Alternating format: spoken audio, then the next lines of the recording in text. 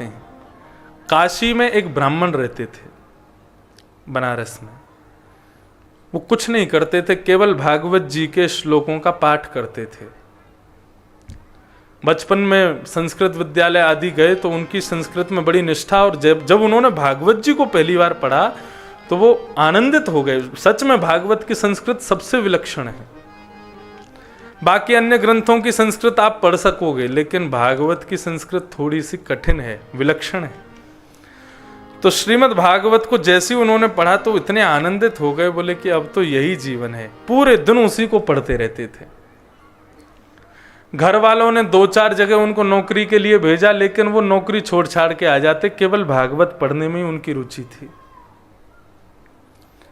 पड़ोसियों ने कहा कि भैया इसकी बुद्धि ठिकाने लगानी है तो इसका ब्याह कर दो। ब्याह हो गया। अब ब्याह के बाद में गृहस्थी बढ़ने लगी तो चिंता होने लगी क्या करें। तो एक आध जगह घर जाके काम करते, लेकिन उनसे होता नहीं। एक दिन अपनी पत्नी से बोले, तुम ही कहीं कोई काम कर लो घर चलाने के लिए, मैं तो भागवत जी के बिना रह नहीं सकता, मुझे पूरे दिन भागवत का अध्ययन चाहिए। पत्नी ने कहा ठीक है, आप भागवत अध्ययन करो, हम घर घर जाके काम करेंगे। पूरे दिन भागवत जी का अध्ययन करते थे। एक दिन उन ब्राह्मण के घर पर दोपहर सब लोग भोजन करके निवृत्त हो गए। उसके बाद कुछ संतों की टोली पहुंची। पहले संत ऐसे ही कहीं भी चले जाते थे और कहीं भी जाकर वैष्णव के यहां जाके कहते लाओ प्रसाद पवाओ, तो सब पवाते भी थे। आजकल ऐसा नहीं है। संत पहुंच गए, लाओ प्रसाद पवाओ बिटिया। अब घर में कोई ऐसी सामग्री थी नहीं, और कभी रसोई में जावे, कभी कमरे में जावे, कभी कुछ खोजे, क्या खिलाऊं क्या पवाऊं, कुछ नहीं है घर में। तो संत बहुत देर तो बैठे रहे, फिर बोले कि देवी हम शायद गलत समय पे आ गए, हम फिर कभी आएंगे, कोई बात नहीं, अपना ही घर है। संत वहां से चले गए। बाहर बैठी बैठी वो मन में विचार करती है कि यदि आज मेरे पति कोई नौकरी कर रहे होते, कहीं से धन कमा रहे होते, तो हमारे घर में खूब सामग्री होती, और खूब सामग्री होती। रोज मेरे घर संत आते, प्रसाद पाके जाते। मेरी माँ तो हमेशा कहा करती थी, बिन बुलाए संत घर आ जाएं तो समझो साक्षात हरि आए हैं। लेकिन ऐसे हरि को भी हम प्रसाद ना पवा सके, भूखा जाना पड़ा हमारे यहां से। कौन है बाधक हमारे परिवार में? बोले भागवत। यदि ये मेरे पति के जीवन में नहीं आती तो आज मेरे पति बढ़िया कोई नौकरी कर रहे होते और हम लोग बढ़िया कमा खा रहे होते। अपने पति के पास गई तो वो बैठ करके भागवत जी की ग्रंथ लेकर के पढ़ रहे थे। तुरंत उनके हाथ से भागवत जी का ग्रंथ लिया और बीच से पन्नों को फाड़ करके अपने पति के सिर पर मार दिया। बोले 24 घंटा यही पढ़ते रहते हो, क्या दिया भागवत ने हमको? आज हमारे घर से संतों को भूखा जाना पड़ा। अरे कहीं 2-4 जगह काम करते तो कुछ धन कमाते, हमारे घर में सामग्री होती, संतों को भूखा तो नहीं जाना पड़ता। निकल जाओ घर से बाहर, और जब तक इस भागवत के प्रति तुम्हारी ममता है इस घर में लौट के मत आना।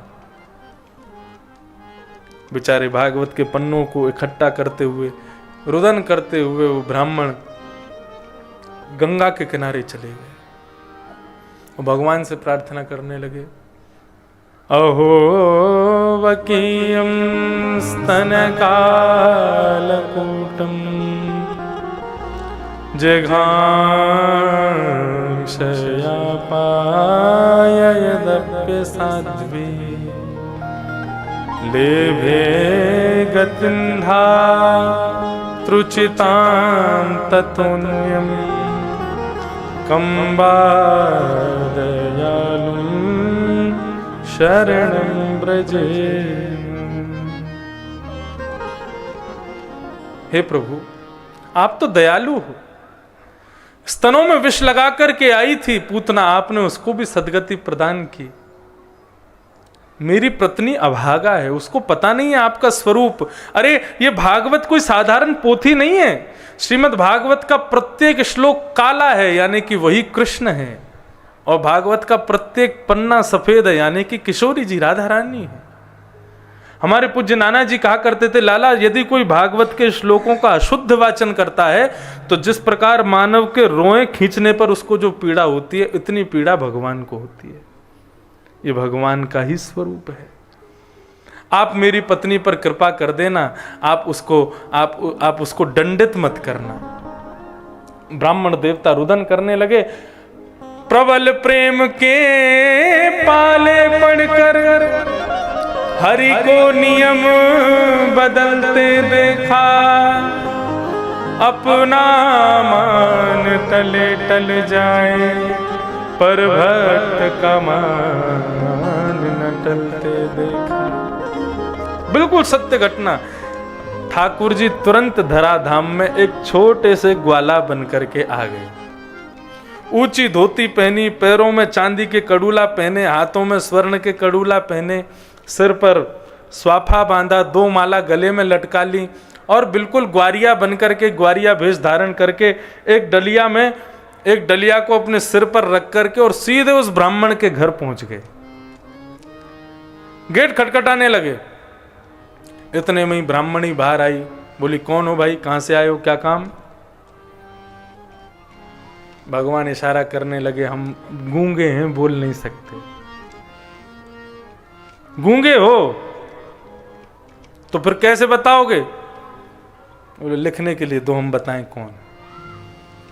भगवान उसमें बढ़िया लिख करके गए, तुम्हारे पतिदेव हमारे यहां नौकरी करते हैं लेकिन अपनी वेतन, अपनी तनख्वाह कभी हमसे लेते नहीं है।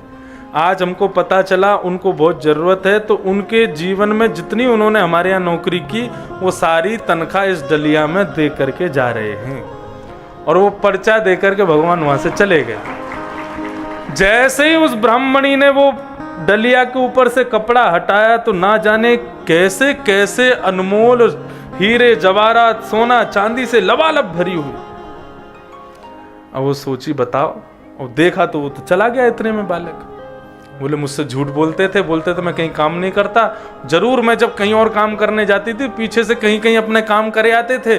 आज बताओ कितना धन कमा लिया मैंने भी बेमतलब में उनको खूब सुना दी, उनकी भागवत जी फाड़ दी। अरे मुझे ऐसा नहीं करना चाहिए था। कोई बात नहीं, बच्चों को भेजा, जाओ बच्चों पिताजी को बोलाओ, घर आके शाम को भोजन कर लेंगे। शाम को महाराज जैसे ही वो घर लौट के आए, घर अलग ही चमक रहा है। तो एक बार तो वो चौंक गए, बोले ये हमारा घर नहीं है, हम शायद दूसरी गली में आ गए। घूम फिर के बोले घर तो यही है, लेकिन ये आज ऐसा चमक कैसे रहा है? बाहर बढ़िया दिए जल रहे हैं, बढ़िया दीपावली जैसा घर चमक रहा है।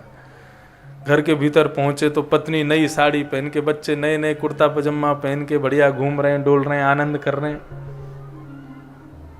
देवी क्या हुआ आज, कैसे ऐसे दिन हमारे बदल गए, ऐसे सब प्रकाश में, सब नए नए कपड़े पहन के, क्या हुआ, कैसे हुआ ये सब?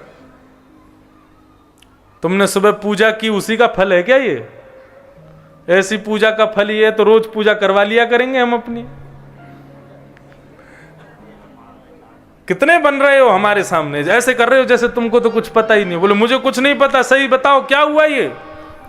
हाथ पकड़ के ले गई कक्ष में, अलमारी खोल कर दिखाया तो सोने चांदी हीरे जवाहरात भरे पड़े हैं। बोले देवी कहां से लाई इतना? बोले तुम्हारा गूंगा मालिक आया था। बोले गूंगा मालिक?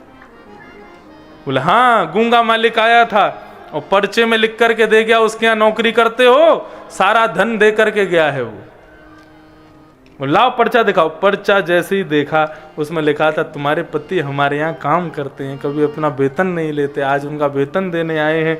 ये पूरा जैसे ही उन्होंने पढ़ा ब्राह्मण के हाथ कांपने लगे, एक एक करके अक्षर इकट्ठे होते गए और भगवान की सांवरी सूरत उस पन्ने पर प्रकट हो गई। उसको देख करके आनंदित हो गए ब्राह्मण और अपनी पत्नी को कहा देवी जगत मजूरी देते है क्यों राखे भगवान। मैंने आज तक श्रीमद् भागवत का पाठ उनकी प्रसन्नता के लिए किया, कभी कुछ नहीं मांगा। जब हम किसी के यहां काम करते हैं तो हमको वेतन मिलता है, जब हम भगवदीय कार्य उनके लिए करेंगे, पुण्य सब उनको प्रदान करेंगे, तो क्या वो हमको नहीं देंगे? आज मेरे जीवन भर की भागवत पाठ का पुण्य ठाकुर जी तुमको दे करके गए। इसीलिए भगवान कौन है? भगवान एक बैंक के जैसे हैं। अपने जीवन में जो भी सत्कार पुण्य करते हैं सब भगवान को अर्पित किया करो। कैसे करोगे? कोई पुण्य का काम किया, तुरंत जल हाथ में लो, और फिर जल लेकर के कायेन वाचा मनसेन्द्रियैर्वा बुद्ध्यात्मना वा अनुष्ठित स्वभावा करोमि यत् यत् सकलम परस्मै नारायणायेति समर्पयामि। संस्कृत में नहीं बोल सको, हिंदी में बोलो। काया से, वचन से, मन से, इंद्रियों से, बुद्धि से मैंने जो कुछ भी पुण्य किया है उसका फल मैं भगवान को अर्पित करता हूं। केवल इतना करने मात्र से आपका भागवत धर्म सिद्ध हो जाएगा। हर पुण्य के बाद भगवान से मांगना ये दे दो वो तो फिर आपका वो भागवत धर्म नहीं। आप पुण्यात्मा हो लेकिन भक्त नहीं हो। भक्त अपने पास पुण्य को कभी नहीं रखता।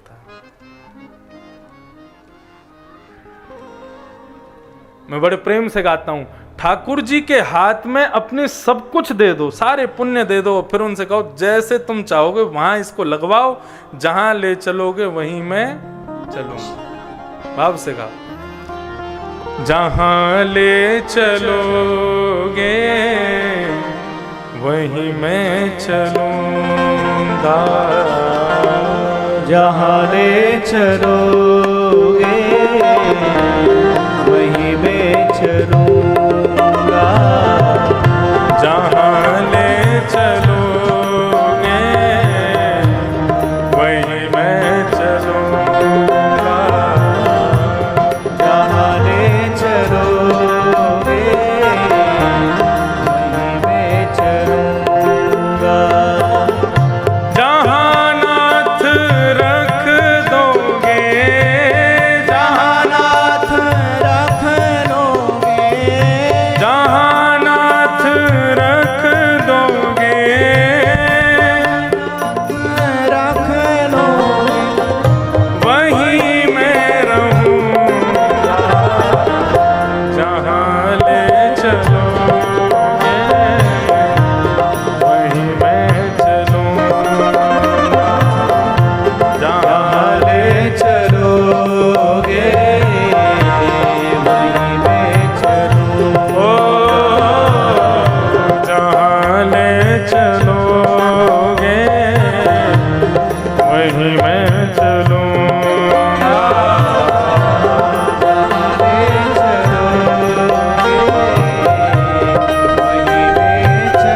करताल बजा के गाओ, श्री राधा रमण लाल की।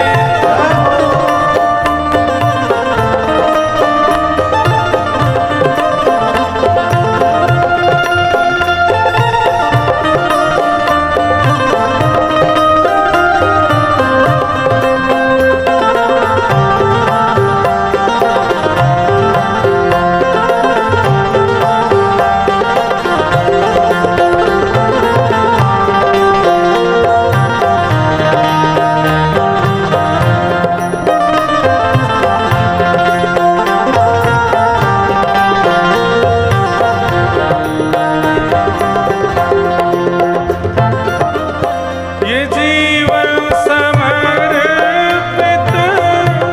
चरण में तुम्हारे, तुम ही मेरे सर्वस्व, तुम ही प्राण प्यारे। ये जीवन समर्पित चरण में तुम्हारे, तुम ही मेरे सर्वस्व, तुम ही प्राण प्यारे। ओ ये जीवन समर्पित चरण में तुम्हारे, तुम ही मेरे सर्वस्व, तुम ही प्राण प्यारे। ये जीवन समर्पित चरण में तुम्हारे, तुम ही मेरे सर्वस्व, तुम ही प्राण प्यारे। तुम्हें छोड़ कर माता, तुम्हें छोड़ कर नाथ, तुम्हें छोड़ कर नाथ, किससे कहूँगा, जाने चलोगे वहीं मैं चलूंगा,